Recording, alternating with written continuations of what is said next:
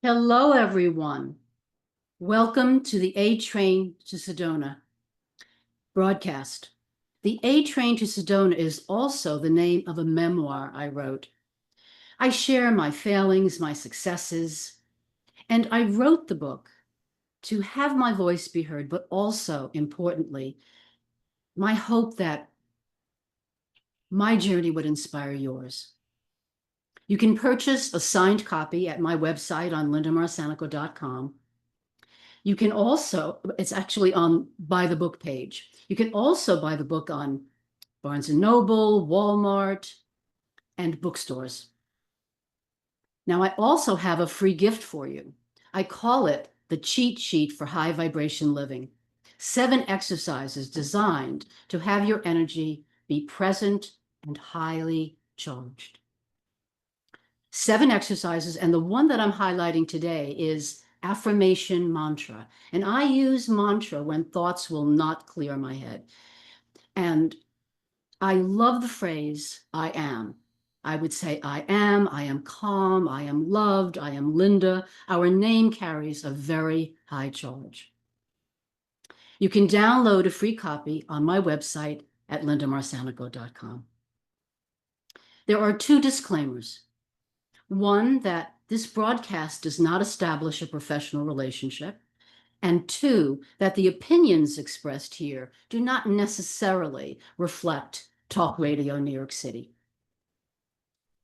Today, my guest is Jared Rosen. Jared Rosen is the founder of Dream Sculpt. As an innovator in digital media publishing, he has published over 50 media-enhanced ebooks for many best-selling authors and filmmakers, and has published over 40 books in print. Jared is the author of 3 books, including the groundbreaking book, The Flip. As a thought leader, he has presented in venues ranging from TEDx Malibu to McKinsey and Company, Sydney, Australia. In the year 2000, Jared co-created the Children's Emotional Literacy Project, endorsed by Mayor Richard Riordan and Norman Lear. Jared, welcome to the A Train to Sedona. And you need to unmute yourself. And the mute button is right. Welcome, Jared. Thank you for having me, and I'm all ready for the train to take off out of the station. Yes, we're going to be on. Yes, we're going to Sedona, and what that means is to be able to take the serenity of Sedona and bring it into the heart, so that it's ours. So Sedona is a beautiful place. I have some questions for you, Jared. In your childhood and adolescence, in your past, what influences bring you to where you are today? Well, my evolution really started as an artist. When I was in school, I didn't do well in English, actually, the author of many books and such. I didn't do well in math. I didn't do well in a lot of subjects because I daydreamed. And I did exceptionally well in art. So art was the way I communicated in many ways, in many respects. And later on, went to university, went to Boston University, dropped out of that to be in the art world in New York City in the late 70s and early 80s, and eventually becoming a psychotherapist for years, and an art therapist and using art. So art is really, I think that was really the foundation for my self-expression. And especially, earlier on, I didn't talk that much. I wouldn't have fit on the talk radio show. So I think that was my expression, and I think I really understand now that as far as the neurology, I mean, we talk about people on the spectrum and ADHD and all these things, but really talking about is some people really are less linear and more holistic as far as the way they experience reality. So I would say it took a while for me to really accept myself and love myself, because I thought I was, had something different going on. One of my guests has said that neurodivergence is going to be the new norm. So this is very encouraging, that we will be thinking and feeling and just seeing the world more complexly. I think this is a very good achievement. Jared, Absolutely. could you, pardon? No, I said absolutely. I mean, I believe, that we are in a tremendous transformation, globally. And I think the way in people respond to reality, it's very different than there was in the past. I think people just accepted things as they were. And I think people are looking at things now and saying, is this really working? Much more so than in the past. And we're finding new ways to do things, new ways to experience. Yeah, for sure. So, what would you say the role of spirituality is in your life? Well, that's a really good question because, when I grew up, I really had no interest in religion, and I mean, it seems silly, its beliefs and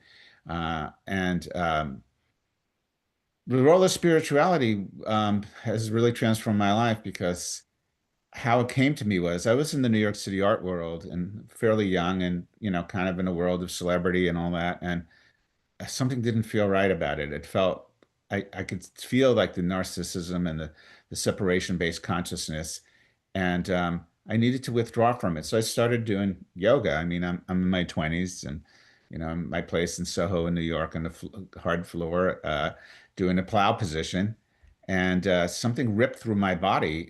I've never had an experience like that. It was like electricity that surged through me. The next thing I knew, I was actually looking down above and seeing my body lying on the floor. And I'm like, okay, where's this going? And where it went was I just dissolved.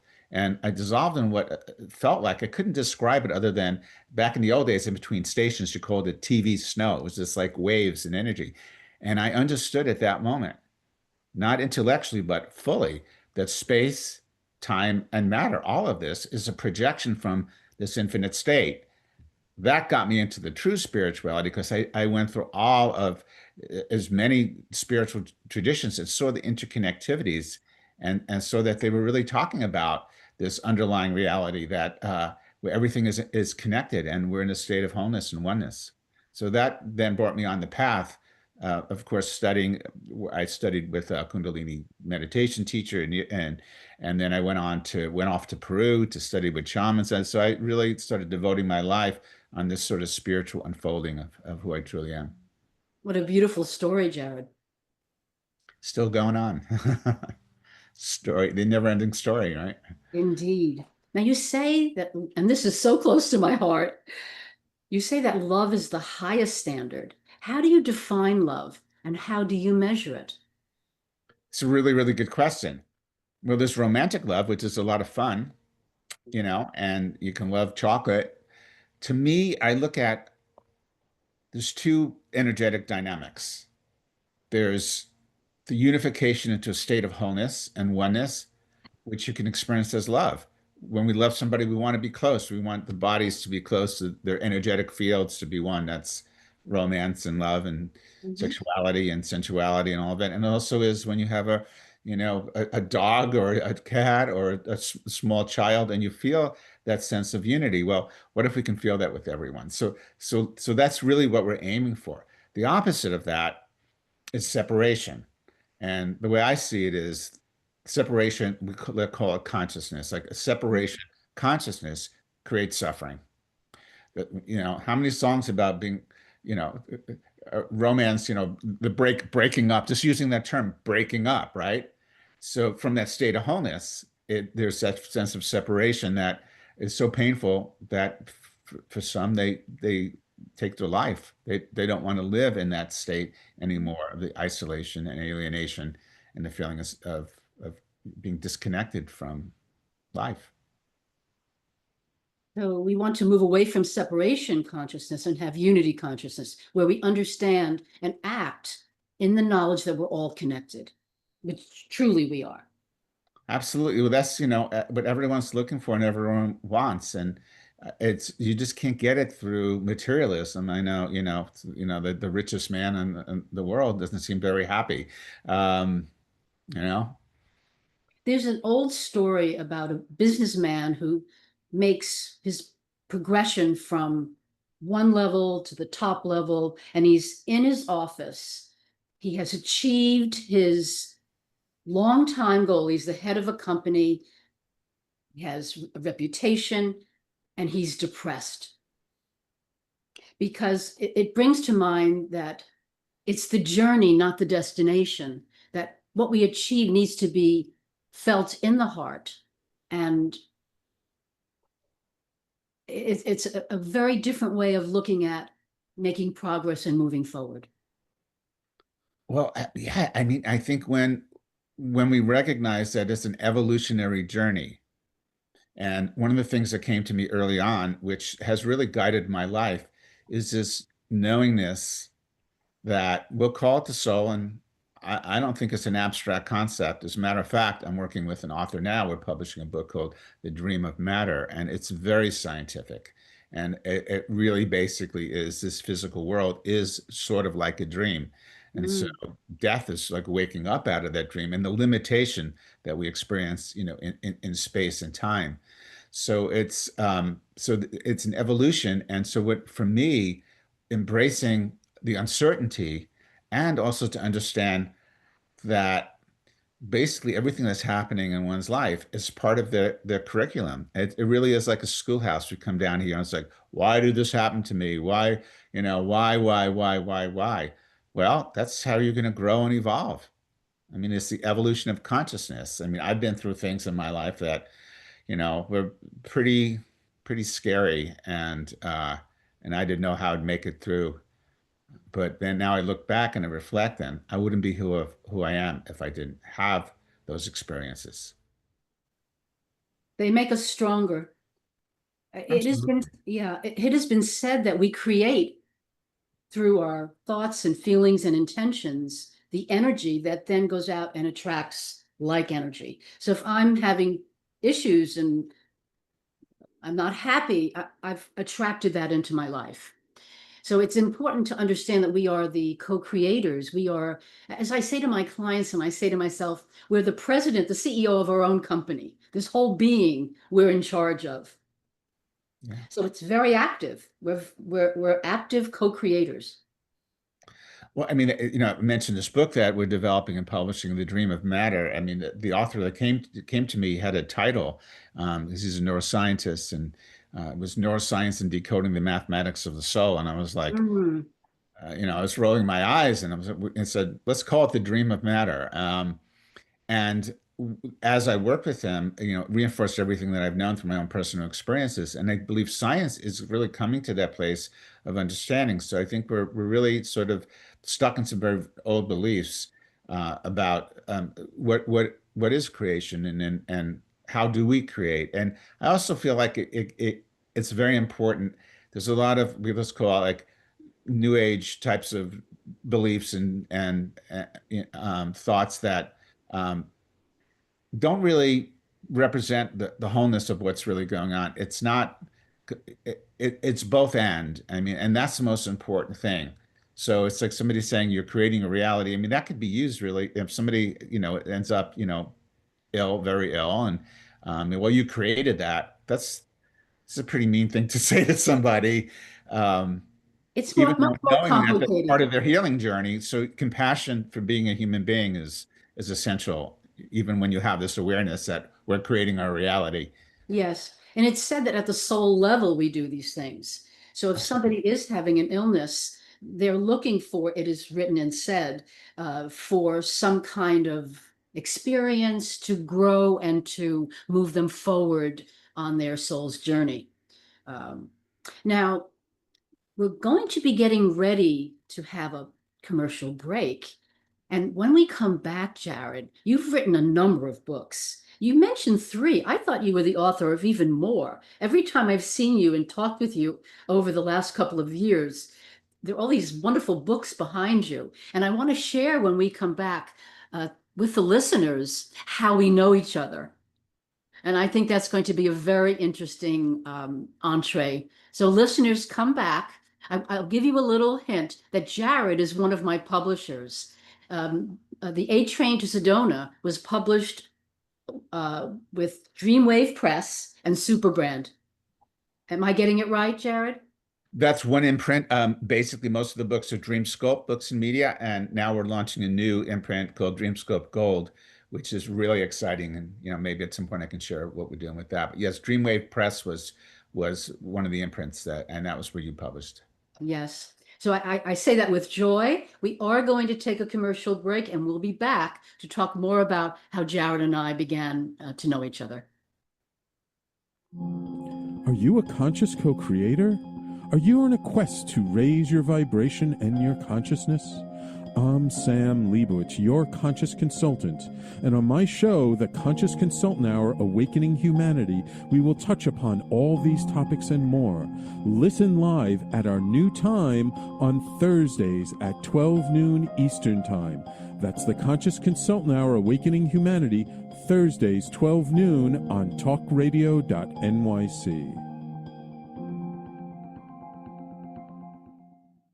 Are you a high-achieving, growth-oriented leader? Are you interested in developing your authentic leadership while creating a healthy, inclusive workplace? Hi, I'm Dr. Mira Brancu, host of The Hard Skills on talkradio.nyc at 5 p.m. Eastern on Tuesdays, where we discuss how leaders develop the hard skills needed to make a greater impact.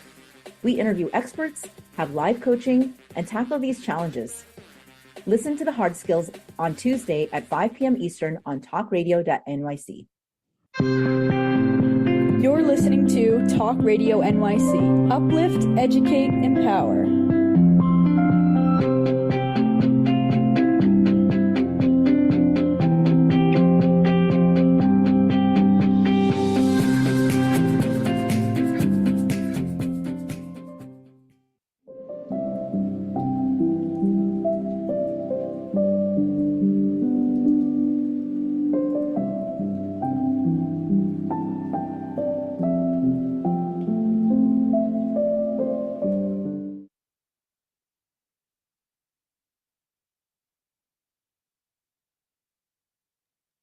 Hello, everyone. Welcome back to the A Train to Sedona broadcast. I'm Linda Marsanico with my guest, Jared Rosen, a publisher. And I wanted to say that it was around 2021, maybe in early spring, that you connected with me on LinkedIn, asking me about publishing, and you were called and are called the Book Whisperer. Now, I want you to know that I had edited my book a number of times, and the thought of re-editing it made me want to throw up. But there you were, inspiring me, encouraging me. At one point, after the first meeting on Zoom, I said, I don't know whether I can do this, Jared. Yes, you can, Linda. And you pull the stories out of me. You said, Linda, you need to engage your readers with stories. And I did that, and I didn't realize how many stories I had in my repertoire. Make it more interesting, pull them in. And I did that. And we worked for a number of months. And I don't remember exactly when it was, but I have a picture of you saying, we're going to call the book The A Train to Sedona. So you were the author of the name of the book, Jared.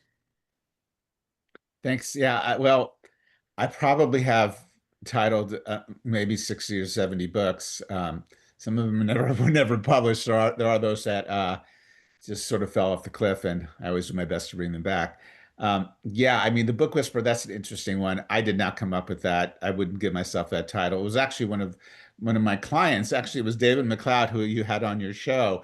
It's like probably back in 2018 or so, or 19, when I was working with him, and he put that out there. And I was like, what the heck does that even mean? And I guess my experience is that I believe when I work with somebody that I can see the book that's already inside them. Some people already have an idea. They have, I'll give you an example of how it works with titles for me. So I had a client who came to me who actually pretty much kind of had a title about resilience in the workplace.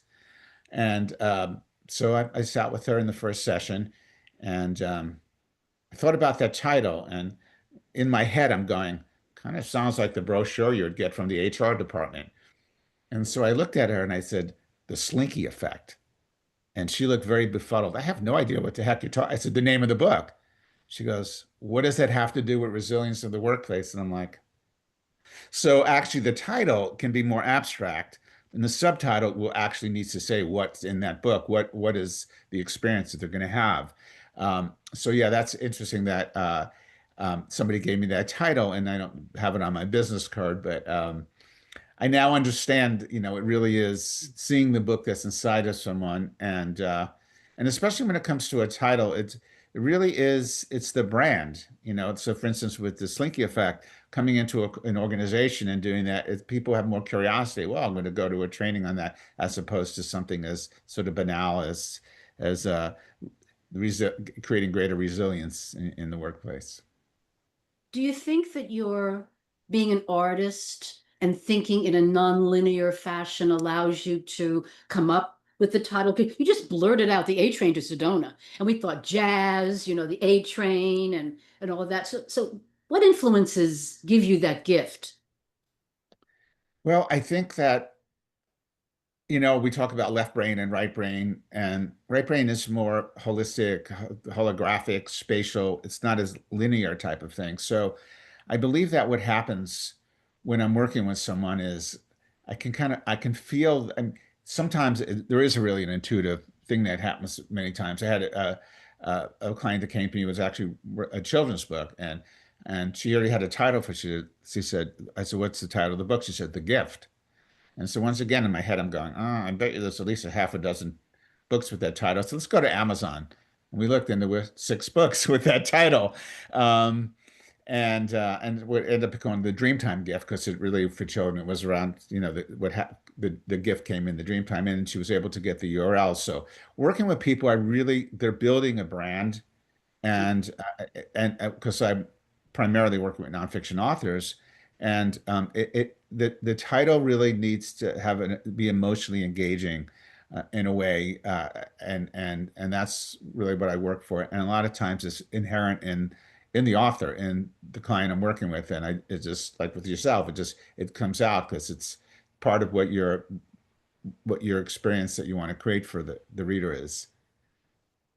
And you read that because you you have that gift as the book whisperer. And I have to say that several times because it's it's been so helpful to me, and I know a number of other authors have benefited from your inspiration, your guidance. It's a lot of work to re-edit, even to create a book and then to re-edit it. And the process is a lonely process. You sit at your computer, and to be able to interact with a creative person like yourself is a great benefit.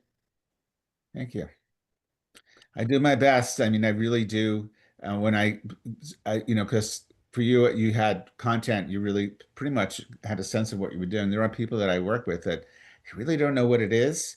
And so when I work with people, the first thing that I do, and mostly everyone really enjoys this process because it takes the pressure off. I have them close their eyes, and it's Mm. more of a meditative experience. And I have them stand in front of an audience. Imagine they're in front of an audience, and see how many people are in the room. And there are those people that say, "Well, I think there's 3 or 4 people," and then there are those people that say it's a stadium with 10,000 people. Then it's like, well, let's divide it between male and female. What's the ratio? And then we go to what's the median age? Well, there's a 20-year-old and a 60-year-old, so let's say 40, and there's 70% females. So now we say, okay, there's a 40-year-old woman. And what's her name? Like, it's a meditative type of experience, and it comes from Julia. Okay, so have Julia come over to you now because she bought the book, right? She's at the event, and you're going to sign the book for her. But she's asking you a question, and that question is, what inspired you to write the book? And once that client actually really drops into that, they start owning it. It's this feeling like, and probably with yourself, it's like, this is when we talked about like the soul's curriculum. I believe that's the case a lot of times with authors. It's like that's a necessary aspect to their own spiritual evolution, their own development of self, and that they have a tribe, they have a community. They may have not found it yet, that maybe are going through, like with your book, that are going through a similar process in their life. And so it's a beautiful thing to be able to inspire people. And I thank you for for your work, because it's what we're here to do. I love the word inspire because it has spirit in it. Yes. spirit into it. And I love the product, the A Train to Sedona. You had suggested writing reflections at the end of every chapter. And that was so fun because I could just meditate and write creatively about the chapter and about what came to me. My next question has to do with your books. How many books have you personally written? That's a really good question, and I'm extremely collaborative, so it reflects in the books that I've done. So I never thought about writing anything. I mean, I mean, when I kind of shifted from the world I was in the art world and came out of here and was in the world of therapy and also developed a personal transformation system and trained people and did retreats and worked with corporate leaders in Australia and and those kinds of things. I teamed up with a fellow who was a real inspiration, Ayman Sawaf, and Ayman was the co-author, really the force behind a book called Executive EQ, but also he had developed this children's emotional literacy series and movies, and so I started working with him, and we started developing, and um, I ended up writing a chapter with him, co-authored, in a college textbook on business and emotions, and it was like, okay, I wrote something. And so that just led me on a path. I was very fortunate to have met and befriended William or Bill Gladstone, who is a phenomenal literary agent. He's passed away about a year and a half ago. Bill was the agent to sell the Four Dummies series. Bill's represented Eckhart Tolle, Neil Donald Walsh, Gene Houston, I mean, down the line. And that was through that I ended up, he represented me. And I had several books. The first book that was more traditionally published was around. I had it was actually was a co-authorship with a fellow named Stu Zimmerman, and who was formerly a hedge fund guy and kind of had his awakening, called Inner Security and Infinite Wealth, and the subtitle was Merging Self-Worth and Net Worth, and that we brought into training programs and such, and that was developed, uh, and and then I love the collaborative process. So on the next idea I had for a book, I actually discovered a really cool guy named David Rippey, who was a good writer. And I said, let's do this together. I interviewed, it was called The Flip, Turn Your World Around. It was published by Hampton Roads, and that came out in 2005. And I had interviewed, it was like every chapter was a flip, a shift of something. So flipping the coin was people in the financial industry. Flipping the switch was really like was very. I think there was quite a bit of what we had in that book was prophetic. I had interviewed Ed Begley Jr., Daryl Hannah. Daryl was driving a biodiesel car, and Ed Begley Jr., who was a real force in the world of green living, was driving one of the first electric cars that GM had. It was you can even buy it; you had to lease it, and so on and so forth in those chapters. So I'd interviewed Oscar Arias, the former president of Costa Rica. That was all in that one chapter. So food, we did flipping the burgers. I spoke with Nell Newman, Paul Newman's daughter, who had created the Newman's own, not Newman's own, but her brand in natural foods. So that was the second book, and that actually we was working on doing a film, a documentary. That never happened, and that's when I really got deeply into the book development, and I was like, you know what? I don't really need to write any books. I'm here for other people. But then it was around 2016. Uh, I had this blood disease, and I literally it was so bad that I mean this I went and when I got rushed because I was having some bleeding to the emergency room, I had a zero platelet count. There were no platelets in that sample of blood. And I really saw my mortality, even though I had had so many experiences in the past, understanding that death is an illusion, whether it was what happened originally in New York City and that out of body, or when I was in Peru with the shaman and I once again had that experience. Um, so I wanted to bring all that together. So I said, you know what? I'm going to write a memoir for myself.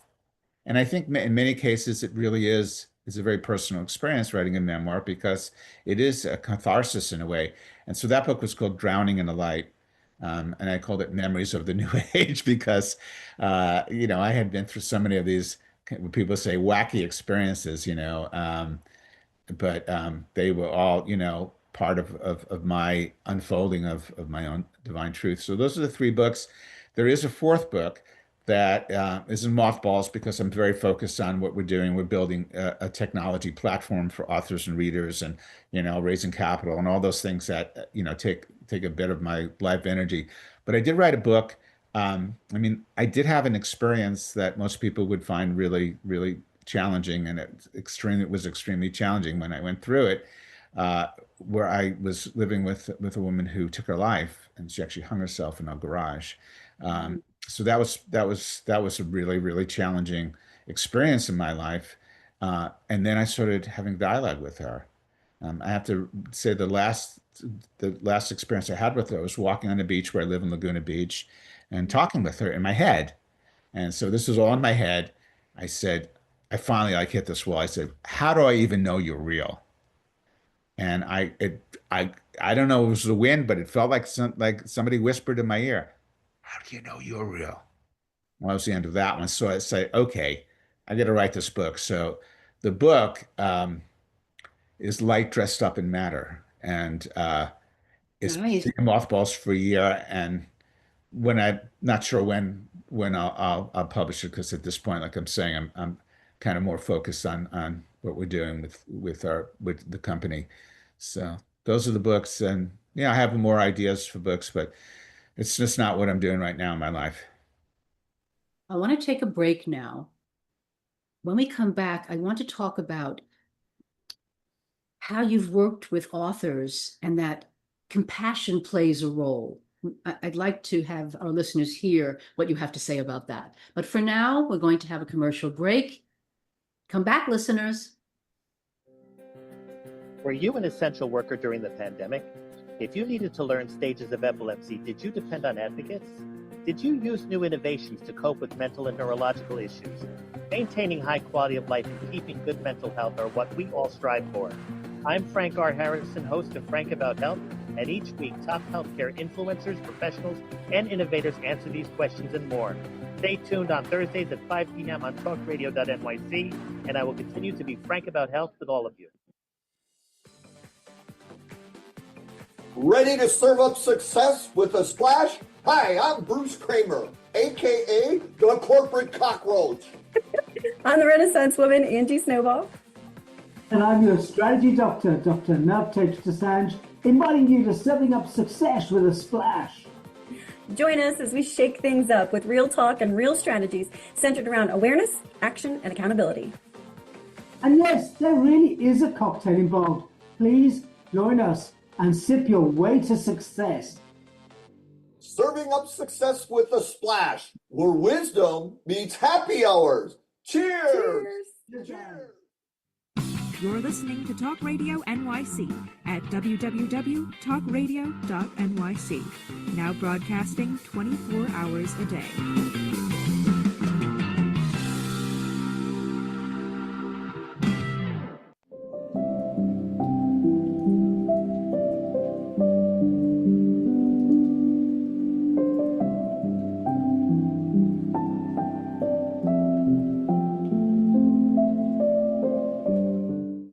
Hello, everyone. Welcome back to the A Train to Sedona broadcast. I'm Linda Marsanico with my guest, Jared Rosen. So, Jared, you've worked in the last 25 years with so many authors. How does love and compassion fit in with that? And you'll need to unmute yourself. Okay, unmuted. It's a very, very good question. And I would say that it applies to every single aspect of my life and every single relationship that I have, because it's what's true. So when I'm working with I'll give you an example relative to the question you're asking. So I was working with this author. She's an MD, and very, very profound book. And we got fairly far along with it, and we actually had a front cover made. We produced a video trailer, and she was probably about maybe 3 or 4 months away from publishing. It was still more in the book development. and she completely disappeared. And I'm like, okay, so this woman's a psychiatrist, and what happened to her? And I'd sent her an email, and I kept wondering, is this something that I did or whatever? I mean, you want to explore those things. And it took about 6 months, maybe even longer, maybe even 8 months, because I came back to, I sent another email, just want to know you're okay and everything. Of course, her response was full of apologies, nothing to do with me. It's her own personal journey. And she's on the schedule this week, and we're going to move forward with the book. So what her response to me was, and all the very apologetic and her own self-judgment. And from that place of compassion, I said something very simply. It's like, it's all perfect. This is the time. This is a perfect time. So understand that, as I'm working with people, it's like, be gentle with yourself. Mhm. And specifically what we're doing in book development, it things happen in people's life that, and so, one of the things that I'm very, very aware of it, words that I practically never use: should, could, would. And it sounds, very trite to be saying that because, oh, don't say should, could, or would. But once neurologically, in the brain, those words are meaningless because it's not real. And there's a lot of things, if I should have done that or I could have done that, I wouldn't be the person I am now. There's So something compassion called, really is in the moment. It's seeing somebody where they are, regardless of what they did in the past. Mhm. I think, like every soul is redeemable. Why? Because this is a world of polarity and that we come into, that we incarnate into. And that means that nobody has a free ride. I mean, nothing is, you could have billions of dollars, like we know the richest person on the earth, and you look at this person, and does he look happy? He looks like he's struggling so hard and in so much pain. I don't have to name names, but most people know what I'm talking about. So you can't buy your way to happiness. It doesn't work. It takes a lot of work on the spiritual journey to be joyful and happy. Um, and I was also thinking that when you were talking about the author who disappeared and came back, people do go through things. It is said that we're in a struggle, but when we uplift that struggle, it's an adventure. It's choosing love over fear. Yes, I have this, I have that, I have to concern myself with this and that. Yet, if I uplift into the love vibration, I'm hanging out as close to the fifth dimension as I can get. And the path becomes an adventure. So, Cool. but divine right timing happened to me as well. In the middle of publishing my book, after you had been the book whisperer, I bought an apartment and I had to renovate it. So I said to Juliet Clark, who is the founder of Superbrand Publishing, I have to stop. I can't renovate and finish the publishing of the book. Don't worry, she said. Just call me when you're ready. And I did about a year and a half later and started it up again. So it's important to understand that. When you're talking about compassion, we have to have compassion for ourselves. Yes. I think it was a Firesign Theater. They had that line, we're all bozos on the bus. I mean, kind of that. It's a primitive evolution that we're in. We don't understand that. Well, we have AI, which obviously that's a whole other conversation, but everything that we've seen in our lifetime, and there's been so much, evolution, let's say with technology. I mean, just look at, this little device you have in your pocket called a phone. It's not a phone. It has everything. If you went back in the past, you'd have a video camera like this. You'd have a camera. You'd have a big radio, a cassette player, or you'd have all of these. It would probably fill up like half a room of all the stuff, the dictionary, and now it's all compacted, and now it's going further and deeper with AI. But that's all on the material plane. And I think what we're waking up to, the fact is the material plane as we know it is a work in progress. And we really do create a reality within that context of the unified field of all of our collective consciousness. So we do make a difference. And getting back to books really do make a difference. And so choosing to be an author as yourself and put it out there, you're adding to that collective field, that collective consciousness, something that I would say is permanent, because a book never goes away. I love books. I have books in my library. I could have walls and walls of books, and I'd love to page through them. And if they're my books, I would underline certain sentences and paragraphs that I find very important. I just love books. And speaking of media and all of that, I have another question for you, which we'll talk about now just before we go on break.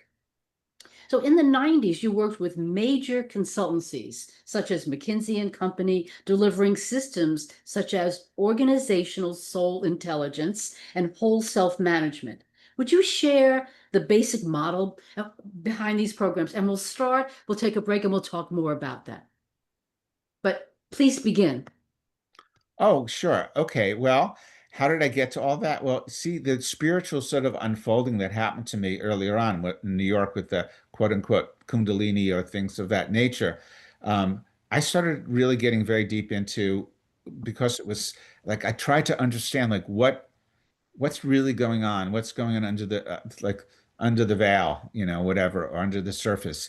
And so one of the things that really hit me very strongly when I was doing research was the model of superconductivity. And that became the premise of the systems that I created. And what I discovered is, what I learned was that in ordinary electrical conductivity, electrons bounce around, collide, they create electrical resistance, mechanical stress, and breakdown. I said, well, are we conducting electricity?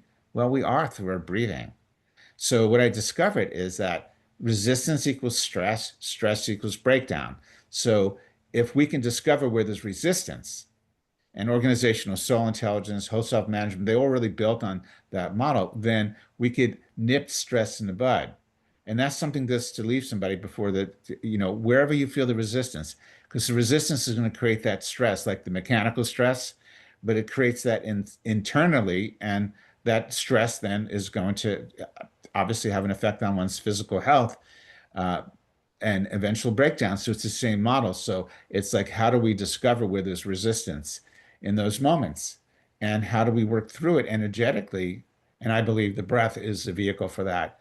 As we always say, like breathe through it, right? Or breathe into it, as opposed to keeping this sort of resistant state that will eventually start degrading one's physical health. Stress is so corrosive, really, on all systems.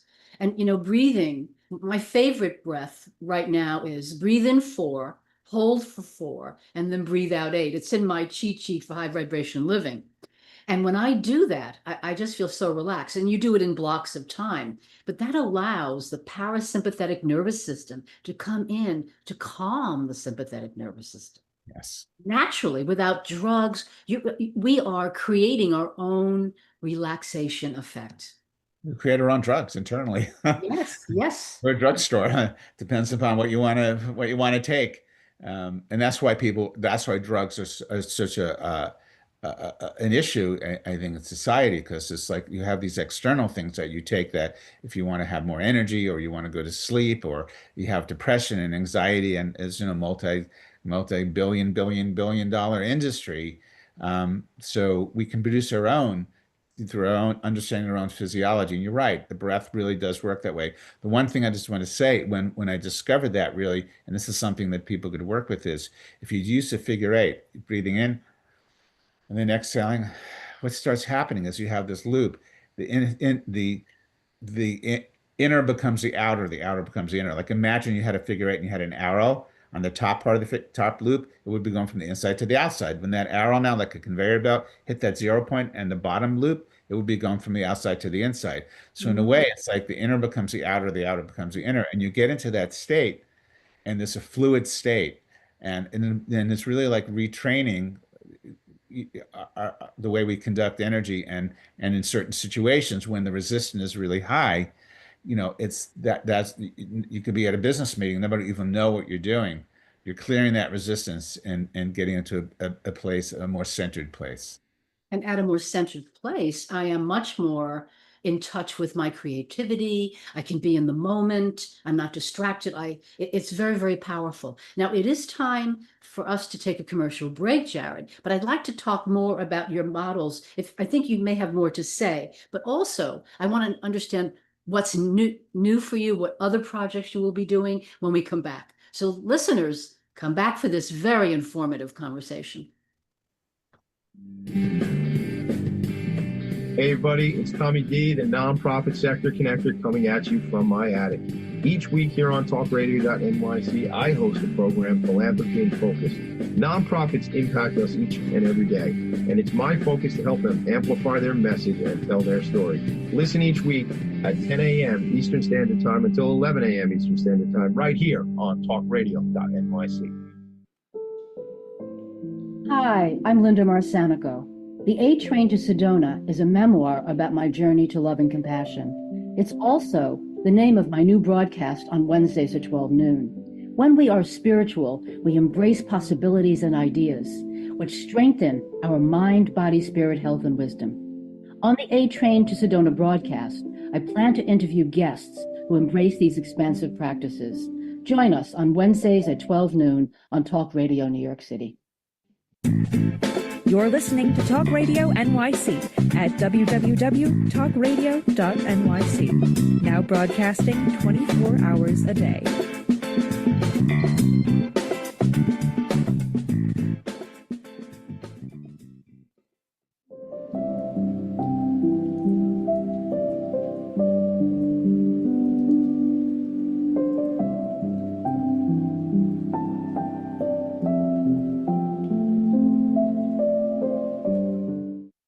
Hello, everyone. Welcome back to the A Train to Sedona broadcast. I'm Linda Marcanico with my guest, Jared Rosen. Jared, please unmute yourself. I know it's so tricky. Often I forget.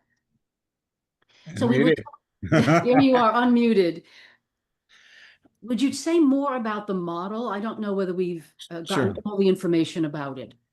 Yes. Well, I'm going to actually frame it from a different perspective, because organizational soul intelligence that's a whole other conversation, working in leadership and such. And it's all about synergy, collaboration, and there's like this kind of group soul type of experience. And I worked with pretty major leaders, and they were easy to work with because they understood the need for that sense of collaboration and cohesion and such. Whole self-management was much more oriented towards a personal system of healing, or awareness.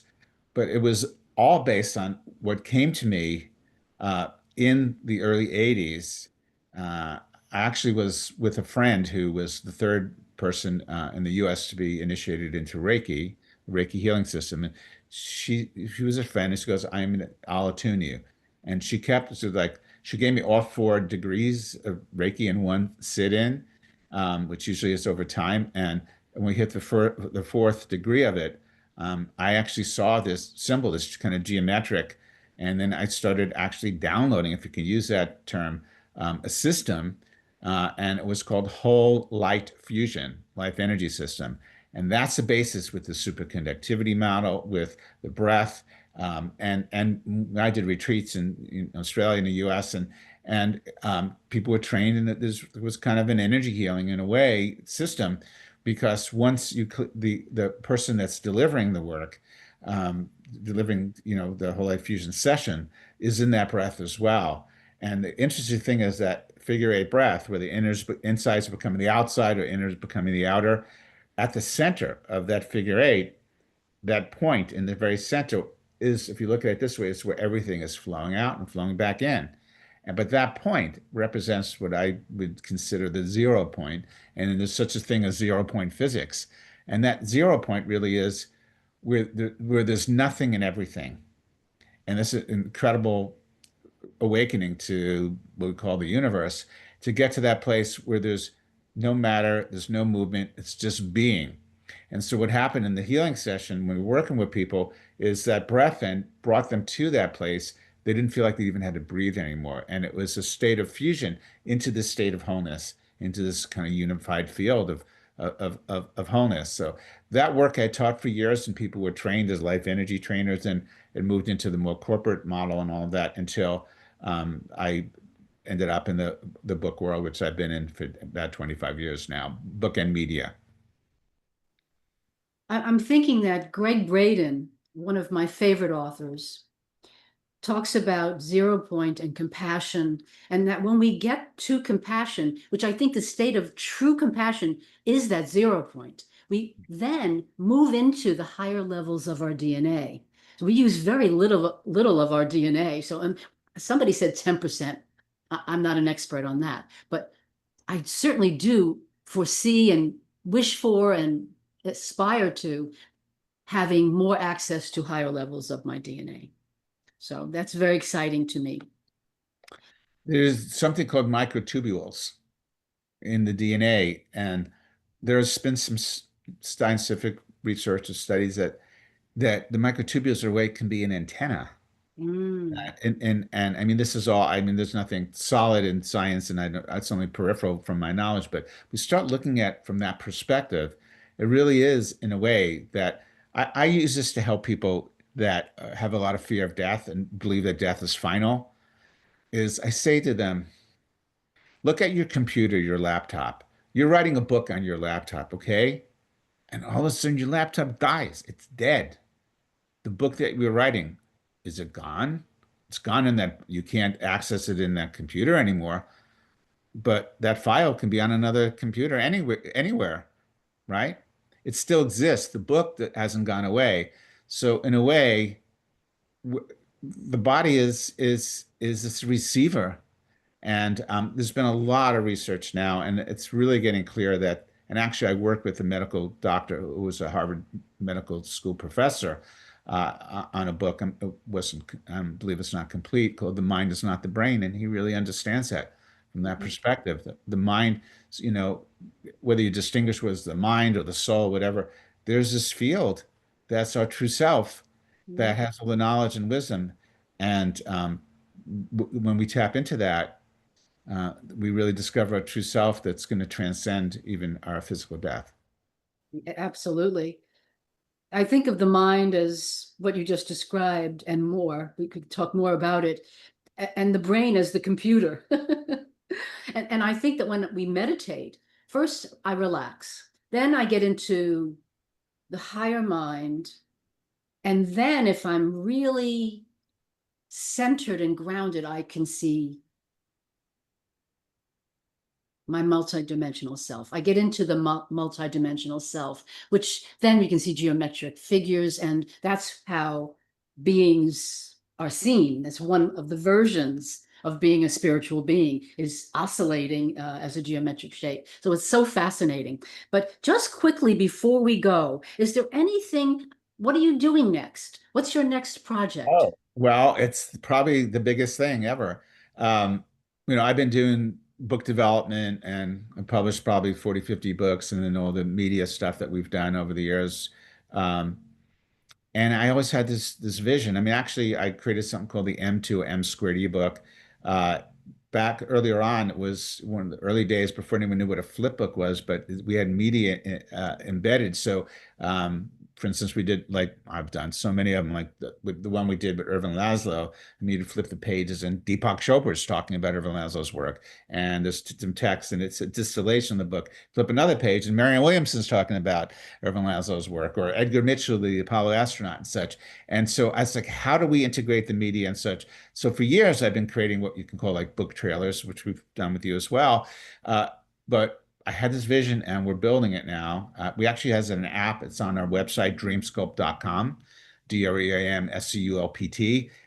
You can just look for the app, and it's, you know, more of the prototype. We have it in the 2 app stores, in Apple and Google. But what we're building now, the author experience, is going to aggregate potentially, well, we have access to thousands of small presses, to bring the nonfiction small presses, the indie presses, the hybrid publishers, and their authors to this platform, the cross-platform, the app and web, where they can actually connect with the authors in their own media ecosystem.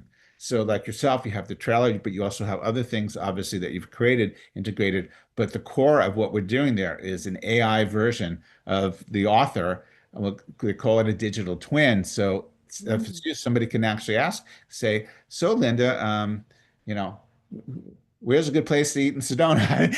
And it was in the book, or in all the content that we ingest into this. It could be people who've written 10 books and 20 videos. So, as we know with AI, you're going to actually have that dialogue, and it's in its own independent service, so it's not like ChatGPT. So we're building that right now, and that's probably the most exciting thing, because I really could see, at some point, this is a place of learning about anything. Because if they're nonfiction books, then there's potentially thousands of books and thousands of authors. It's a place of learning, and that's been my goal, to create that space where people can learn about anything.